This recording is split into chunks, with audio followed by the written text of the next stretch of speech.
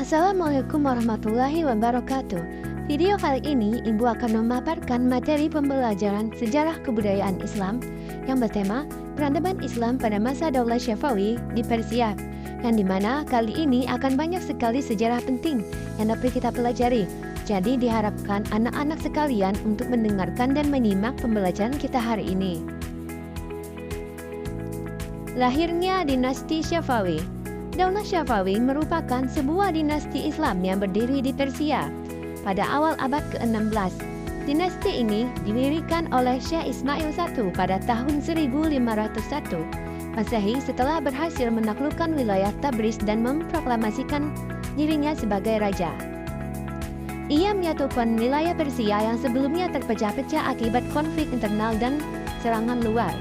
Salah satu langkah penting Syekh Ismail adalah menjadikan mazhab Syiah Isna Asyariah sebagai mazhab resmi negara. Kebijakan ini membedakan Daulah Syafawi dari kekuatan Islam besar lainnya. Daulah Syafawi mencapai puncak kejayaannya di bawah pemerintahan Syekh Abbas I yang berhasil memperkuat militer, membangun infrastruktur, serta menjadikan Isfahan sebagai pusat kebudayaan dan perdagangan. Dinasti ini memainkan peran penting dalam pembentukan identitas nasional dan keagamaan Iran yang bertuhan hingga masa kini. Strategi dan kebijakan pemerintahan Daulah Syafawi. Adapun langkah-langkah yang ditempuh Abbas I dalam memajukan Daulah Syafawi diantaranya adalah: yang pertama, berusaha menghilangkan dominasi Qizilbash atas Daulah Syafawiyah dengan cara membentuk pasukan-pasukan baru yang anggotanya terdiri dari budak-budak yang berasal dari tawanan-tawanan bangsa Georgia, Aremania, dan Circasia yang ada sejak pemerintahan Tahmak I. Yang kedua, mengadakan perjanjian damai dengan Daulah Utsmani. Di samping itu, Abbas I berjanji untuk tidak akan menghina tiga khalifah pertama dalam Islam, yaitu Abu Bakar, Umar bin Khattab, dan Utsman bin Affan dalam khutbah-khutbah Jumat. Masa kekuasaan Abbas merupakan puncak kejayaan Daulah Syafawi.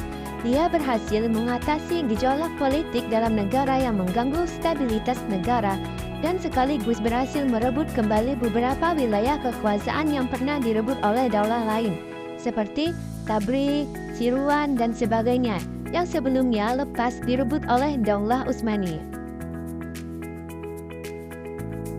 Kemajuan peradaban Islam masa Daulah Syafawi. Yang pertama yaitu bidang ekonomi. Kemajuan ekonomi pada masa itu bermula dengan penguasaan atas kepulauan Humus dan pelabuhan Gurun yang diubah menjadi bandar Abatit. Dengan demikian Syafawiyah menguasai jalur perdagangan antara barat dan timur. Yang kedua, bidang ilmu pengetahuan. Sepanjang sejarah, Islam Persia dikenal sebagai bangsa yang telah berperadaban tinggi dan berjasa mengembangkan ilmu pengetahuan. Oleh karenanya, tidaklah mengherankan apabila pada masa Daulah Syafawi tradisi keilmuan terus berkembang dengan baik. Yang ketiga, bidang pembangunan fisik dan seni.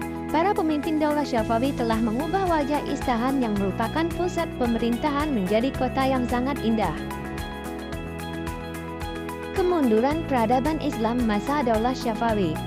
Yang pertama yaitu adanya konflik yang berkepanjangan dengan Daulah Utsmani.